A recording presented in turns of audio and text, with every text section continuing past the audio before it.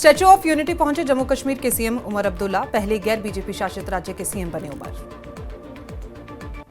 गांधीनगर में भारत के सबसे बड़े ट्रैवल ट्रेड शो का शुभारंभ मुख्यमंत्री उमर अब्दुल्ला ने टीटीएफ अहमदाबाद 2025 का उद्घाटन किया। कार्यक्रम ट्रैवल उद्योग के लिए महत्वपूर्ण प्लेटफॉर्म साबित होगा।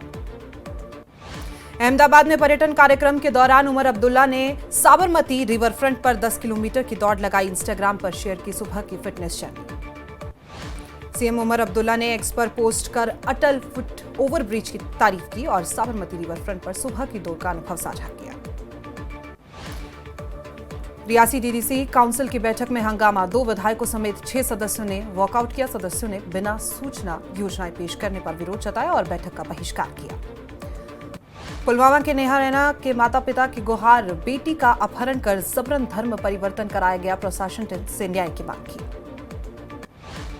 पुलवामा लव जिहाद मामले पर कश्मीरी पंडितों में गुस्सा, अपहरण और जबरन शादी की निंदा, एलजी प्रशासन से गंभीर कार्रवाई की मांग। नागरिक समाज से लड़की को मुक्त कराने की अपील की गई। बीजेपी के सीनियर नेता एवं विधायक विक्रम रंधावा ने कश्मीरी हिंदू लड़की के धर्मांतरण मामले को अफसोसनाक बताया। कहा सख्त कानून की मांग की। कहा कुरीतियां फैलाने वालों पर हो कार्रवाई। अमेरिकी टैरिफ पर बोले भारत सक्षम, दबाव की राजनीति बेअसर। जम्मू में थार चालक मनन आनंद गिरफ्तार, बुजुर्ग को सरेआम की थी कुचलने की कोशिश। गांधीनगर पुलिस ने नानकनगर से पकड़ा। पीजीआई में बुजुर्ग का इलाज जारी। जम्मू थार हादसा मामले में एसपी साउथ अजय कुमार ने बताया कि आरोपी ड्राइवर को गिरफ्तार कर लिया गया है। गांधीनगर एसएचओ की टीम ने कार्रवाई कर बीएनएस की धाराओं में केस दर्ज कर लिया। जांजगढ़ में 83 साल की महिला की सफल एयरलिफ्ट, वायुसेना और प्रशासन के त्वरित समन्वय पर जताया आभार। एनईपी 2020 की 5वीं वर्षगांठ पर एससीईआरटी कश्मीर ने बड़गांव में पुलवामा में एससीईआरटी ऑन व्हील्स शुरू किया। शिक्षा जागरूकता हेतु सुसज्जित बसें रवाना। राजौरी, पूंछ, डोडा और किश्तवाड़ में भारी बारिश के चलते आज सभी सरकारी और निजी स्कूल बंद। कई इलाकों में भारी बारिश के कारण प्रशासन ने जारी किया आदेश।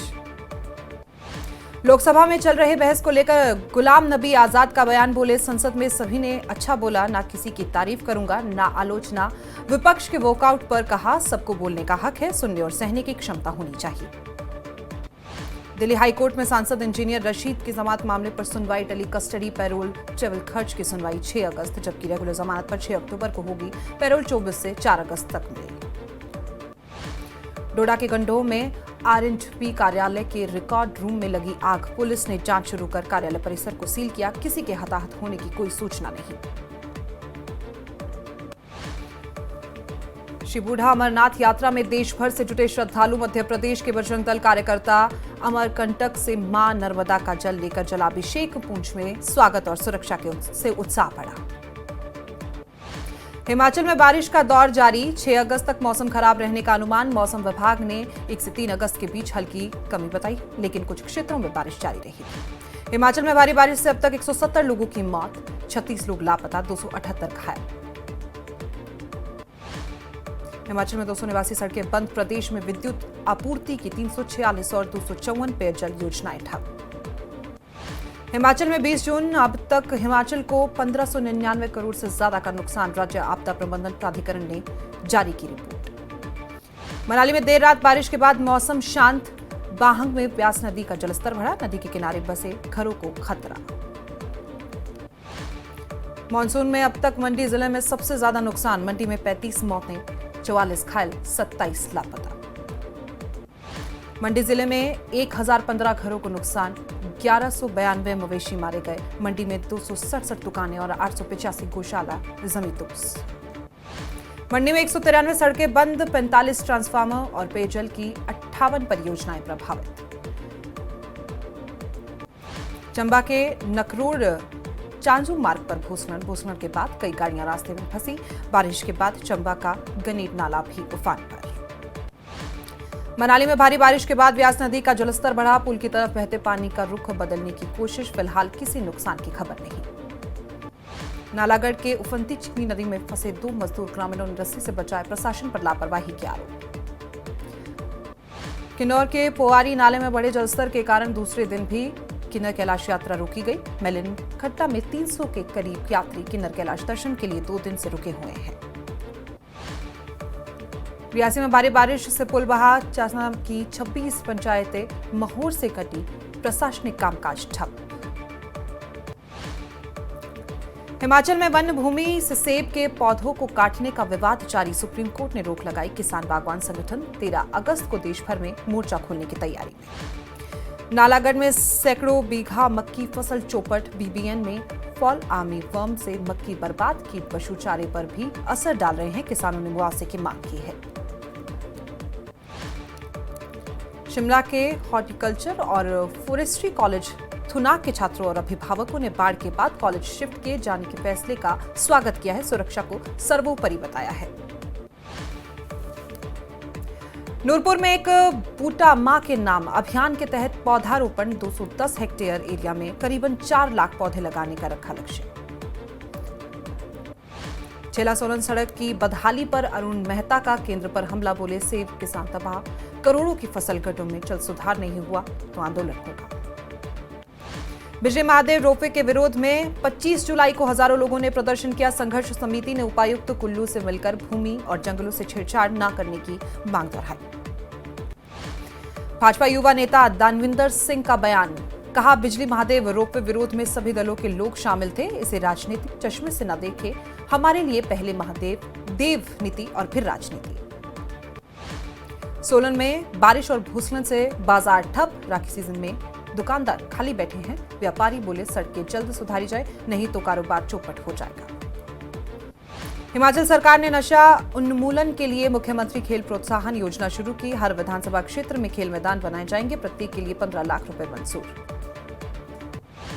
ऊना जिला मुख्यालय वार्ड 6 में जर्जर भवन गिरने से नुकसान, प्रशासन ने डिजास्टर मैनेजमेंट एक्ट के तहत 1 दर्जन खतरनाक भवनों को अनसेफ घोषित कर गिराने के आदेश दिए।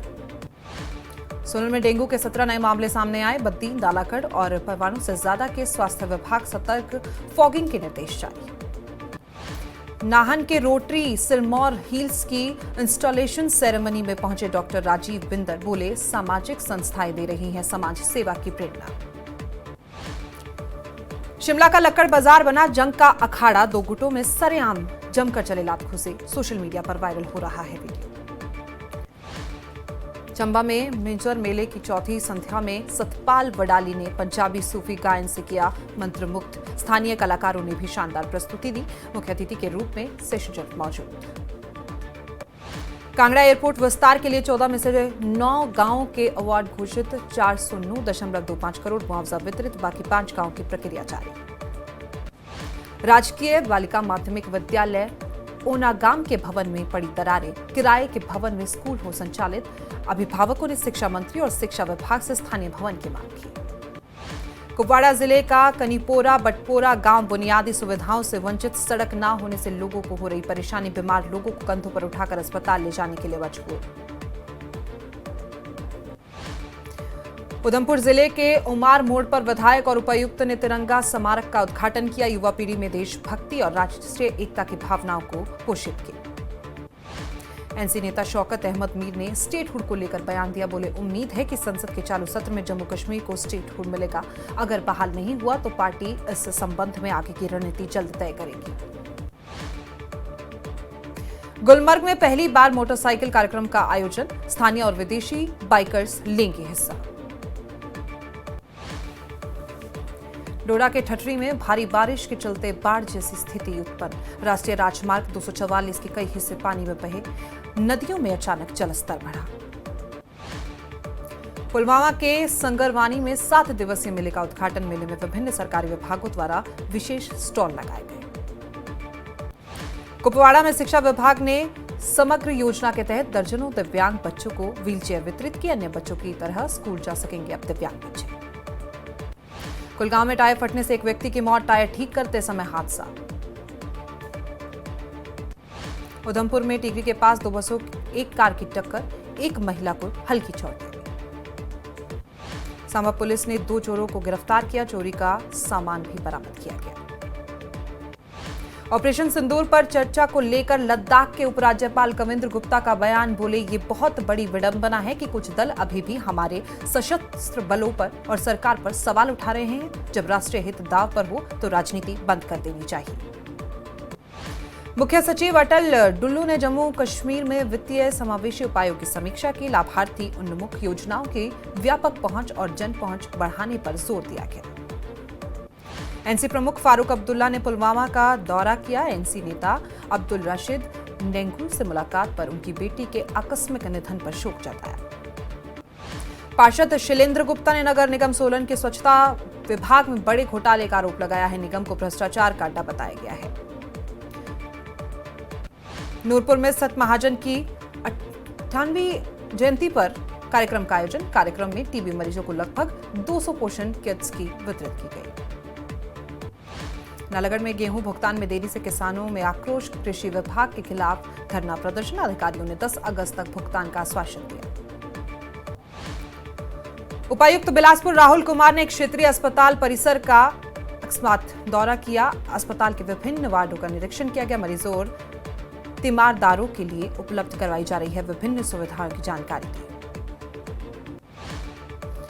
देहरा में सुनहेत क्षेत्र में सड़क हादसा। बस और कार की टक्कर। कार सवार 5 श्रद्धालु घायल।